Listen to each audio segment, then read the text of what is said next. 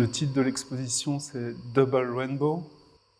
L'intention avec cette exposition, c'est de plonger donc, le visiteur dans deux ambiances très contrastées, le jour et la nuit. L'atmosphère qui se dégage des œuvres est plutôt contemplative, méditative, très calme. On entre dans la galerie directement, on découvre un disque de pierre qui tourne dans sa plaque d'origine de pierre et qui évoque donc un temps qui passe ou un temps qui est en train d'être remonté. Cette œuvre s'appelle Sablier et à côté d'elle, il y a un rocher qui est découpé en morceaux et recomposé, et donc qui fait référence à un paysage découpé, qui peut faire penser à des sites miniers ou un paysage dans une nouvelle de science-fiction, ou peut-être on pourrait s'aventurer pour découvrir une éclipse. En face de ces deux œuvres, on trouve une fresque sonore avec des piezo, celle qui est derrière moi. Et l'espace est baigné d'un son, d'une composition qui est faite à partir de sons de vent, de vagues et d'insectes et par moments d'oiseaux. Le son a beaucoup d'importance pour moi dans mon travail. Il me sert donc à sculpter l'espace d'une certaine manière et aussi à toucher, j'espère, assez précisément des émotions. C'est un peu comme une séance d'acupuncture. Voilà. Et d'ailleurs, le mode opératoire pour installer ces fresques, c'est donc toute une série de pointes plantées dans le mur. Donc j'aime bien cette image d'acupuncture sonore, en fait, pour l'espace et pour le visiteur.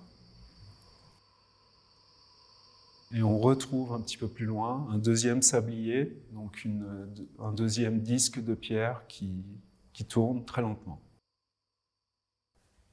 Je ne sais pas si c'est l'intention d'emmener le visiteur dans un monde intemporel, mais c'est plutôt de le connecter à la brutalité des matériaux et aussi à une idée du temps. C'est donc le temps, oui, le temps des astres, ou un temps cosmique peut-être, ou un temps onirique.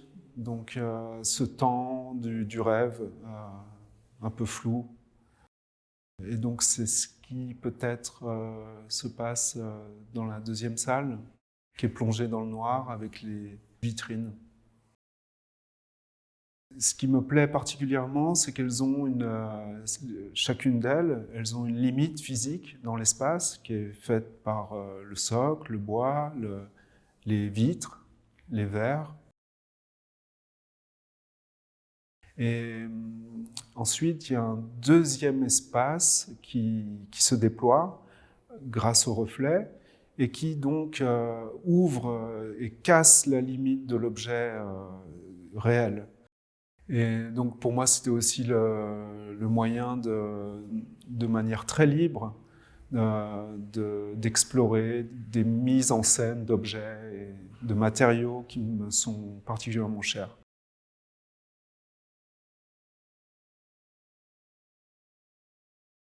Dans certaines vitrines, on a donc le mouvement d'objets, de nouveau très lent. C'est un peu dans l'idée d'aller dans des objets qui peuvent hypnotiser ou qui défendent cette idée d'apaisement, de calme.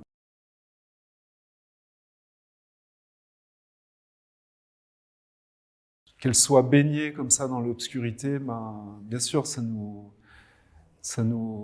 fait vivre là aussi une expérience assez particulière avec la lumière, l'espace.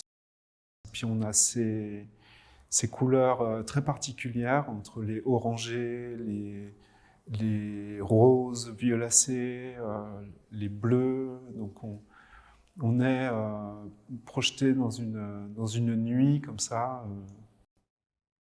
une nuit magique.